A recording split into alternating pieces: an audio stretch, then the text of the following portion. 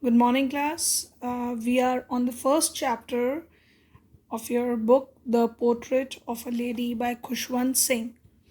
I have already started this chapter with you in your previous class, and we will be continuing with the chapter from page number 4. In the previous part of the chapter, you know that how author remembers his grandmother and grandfather, and he also described about the author described about his grandmother. And now he also explained that how good friends they were when he was a child. His parents were not there with him, they were gone to the city to earn their living. And his grandmother and they were constant companions, they were always together. She used to sing prayers for him, prayers. She used to dress him up, and he goes to school with his grandmother and in the village school. And she also gave him breakfast, and he used to have breakfast of thick stale chapatis with butter and sugar spread over it. So then he went to school, and this lady to whom he is describing, that is his grandmother, she used to carry stale chapatis with her for the village dog. So that was their routine in the morning, what they used to do. That was explained to you in the previous part of the chapter. Now, let me start with from this page. My grandmother always went to school with me because the school was attached to the temple. The priest taught us the alphabets and the morning prayer, while the children sat in row on either side of the veranda singing the alphabets or the prayer in chorus. My grandmother sat inside reading the scriptures. So that was a village school. It was just nearby the temple, and the priest of the school used to teach them. He used to teach them alphabets. Even he used to give them religious teaching by when they used to sing morning prayers in the school. And they also says prayers in chorus. And by the meantime, his grandmother used to sit there, and she was going on with her scriptures. Scriptures refers to the sacred writings of religion. When we had both finished, we would walk back together. This time, the village dogs would meet us at the temple door. They followed us to the home, growling and fighting with each other for the chapatis we threw to them. So, as you know, this the whole time when the child was studying in the school, this author Khushwant Singh was studying in school. That time, his grandmother was sitting there all the time reading scriptures, and they both come back together. And her his grandmother used to give those stale chapatis to the village dog when they were coming back from school. When my parents were comfortably settled in city, they sent for us. They were That was a turning point in our friendship. Although we shared the same room, my grandmother no longer came to school with me. I used to go to an English school in the motor bus. There were no dogs in the street, and we she took to the feeding sparrows in the courtyard of our city house. Now, there was a turning point in their life. Turning point refers to a drastic change, because when author's parents settled down well in the city, and they asked for their mother, that is author's grandmother, and the author went to city to live with them. And then they also admitted author to the English medium school. Now the grandmother was not going with the child to the school the way they used to go to in the village. She cannot accompany him. So what she used to do now, and even the dogs were not on the street, so what she used to do, she started feeding sparrows. In the village she used to feed the dogs. Now she started feeding sparrows in the city, in the courtyard. Courtyard refers to the veranda of the city house. As the years rolled by, we saw less of each other. For some time, she continued to wake me up and get me ready for school. When I came back, she would ask me what the teacher had taught me. Now, a few years some years passed, she was helping him out to get ready for the school. But slowly, there were less interaction between the author and his grandmother. as he was going to the English medium school. So when he used to come back from school, his grandmother used to ask him that what the teacher taught him in the school. I would tell her English words and little things of Western science and learning. As he was going to English medium school, so he was learning that way. So he used to tell the things to her grandmother about the laws of gravity, science, and all these Archimedes principle, the world being round, etc. These all things which the child learned in the school, he used to tell his grandmother. This made her unhappy.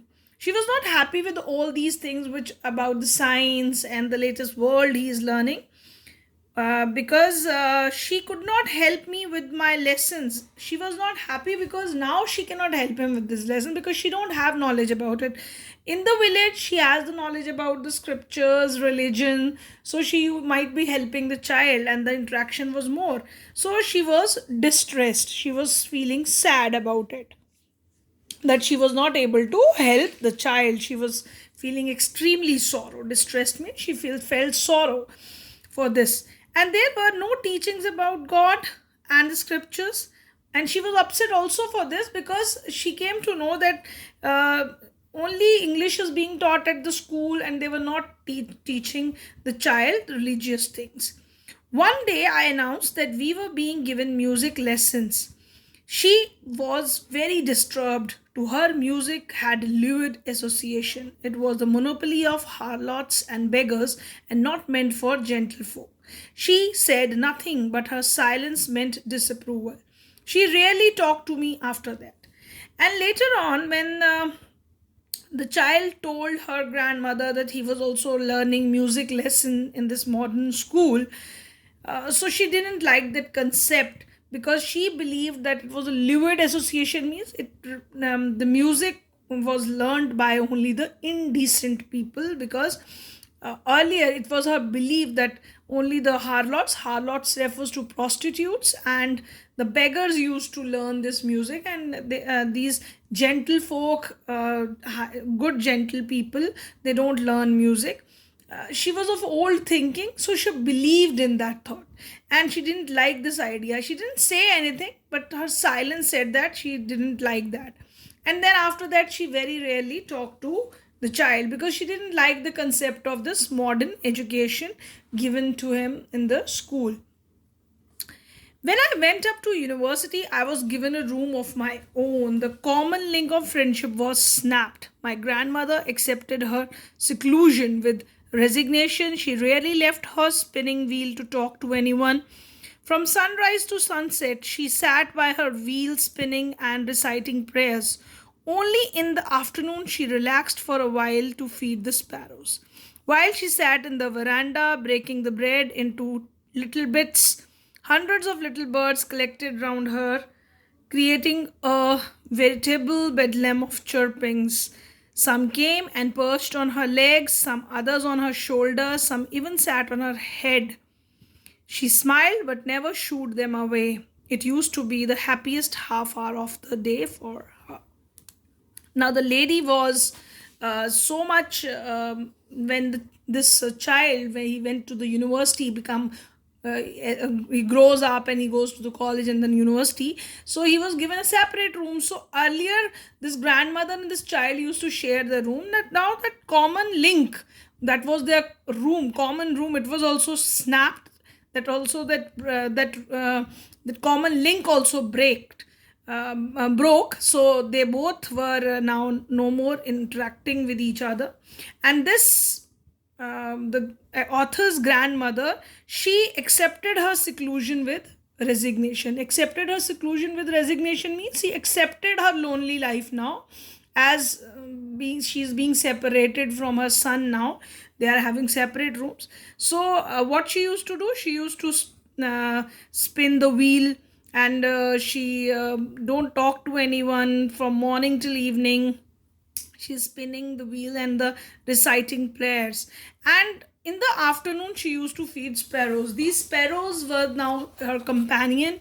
They came and sit on her legs and on the head. So these veritable bedlam of chirpings refers to the noise and confusion caused by the chirping of the birds. So they all gathered around her, and that sound relaxed her. She used to feel happy in the company of the birds, and she smiled always. Her smile showed that she loved to be in the company of birds. And this used to be the very happy hour of her day when she spent the time with birds. When I decided to go abroad for further studies, I was sure my grandmother would be upset. I would be away for 5 years, and at her age, one could never tell, but my grandmother could. She was not even sentimental. She came to leave me at the railway station but did not talk or show any emotion. Her lips moved in prayer, her mind was lost in prayer, her fingers were busy telling the beads of her rosary. Silently, she kissed my forehead, and when I left, I cherished the moist imprints as perhaps the last sign of physical contact between us. Now, the author went for abroad refers to the foreign land for his higher studies, and he know that his grandmother would be upset separating from him because he would be away for 5 years, and her age is like that. One could never tell that whether they are going to meet again or not, because she was old lady. So she was very sentimental, and she came to the railway station even to leave him, but she did not showed any kind of emotions, but her lips were moving in prayers, and her mind was also lost in prayers, because all the time she is turning the beads of the rosary refers to that small necklace sort of thing with the beads in it. They used to count it like that to count that the how many prayers the person has said. Silently at that time in the station, she kissed the child.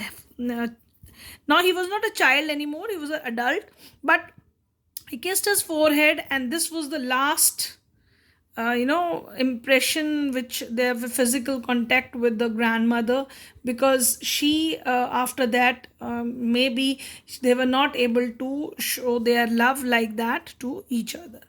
But that was not so. After 5 years, I came back home and was met by her at the station, and he thought that maybe this was the last physical contact with the grandmother. But after 5 years, when he came back home, she was there, and she was there at the station. She did not look a day older. She was looking old, just the way she looked 5 years back. She still had no time for words, and while she clasped me in her arms, I could hear her reciting her prayers. When he held him in his arms, again she was continuously saying the prayers. Even on the first day of my arrival, her happiest moments were with her sparrows, whom she fed longer and with frivolous rebuke. Now, she was so happy. How she showed her happiness? She would give the food to the birds in the evening with her frivolous rebukes. Frivolous rebukes refers to the very light-hearted scoldings. So that shows that she communicate with birds also. So, in the evening, a change came over her. She did not pray. She collected the women of the neighborhood, got an old drum, and started to sing. Now, in the evening, what in the evening, she was so happy with the coming back of his grandchild. So she started beating the. She called the women from the neighborhood and started beating the drum, small, to what we call as dholki in Hindi. So she started beating that small drum and started to sing. For several hours, she thumped the sagging skin of the dilapidated drum. Now, the sagging skin of the dilapidated drum refers to, it was a loose surface of the worn out drum. It was an old drum. She continuously go on singing and sang the homecoming of warriors. She sang songs, old song, as if the warriors came home. We had to persuade her to stop to avoid overstraining. That was the first time since I had known her that she did not pray. So as how she showed her happiness, she was singing songs. At that moment, she was not saying prayers. So author remembers that. Otherwise, his grandmother used to say the prayers all the time, but was a time when she was not singing. She was singing rather than praying. So that shows that she was a religious lady and totally dedicated to God. But This moment, when his grandson came back from foreign land, she was so happy. She showed her happiness by singing and beating the drum. And the next morning, she was taken ill. It was a mild fever, and the doctor told us that it would go. But my grandmother thought differently. She told us that her end was near. She said that since one of only a few hours before the close of her last chapter of her life, she had omitted to pray, she was not going to waste any more time talking to us. Now, next morning she was ill, and doctor said it was just a mild fever, but it is going to be okay. But grandmother know that it was her end time, and probably she was waiting for her grandson to come back, and she said to them that she wasted the time singing the songs, not praying to the God. Now she is not going to talk to them. She is going to say the prayers. We protested, but she ignored our protest. She lay peacefully in the bed, praying and telling her beads. So she go on praying with the beads in her hand. Although the family member protested that this is not the last time, don't say that, but she internally knows somewhere that it is her last time has come, and she's not going to live more. Even before we could suspect, her lips stopped moving and the rosary fell from her lifeless finger. A peaceful pallor spread on the face. We knew that she was dead. Now, her face was pallor, refers to the face, so unhealthy, dull appearance. And at that moment, her rosary frame fell from her hands, her lips stopped, and her dead pallor here refers to dull face looks, and she unhealthy, pale appearance, and that could be seen on her face, and they know that now she is dead. So, how peacefully she died, remembering the name of the God. We lifted her off the bed and, as a customary, laid her on the ground and covered her with a red shroud. So that is the custom followed in India, that when the person is dead, they are kept on the ground, covering the body with red shroud. Shroud refers to the piece of cloth which is used to wrap the dead body. So, after a few hours of mourning, we left her alone to make arrangements for the funeral. So, they mourn for some time and then they have to make the arrangement for the funeral.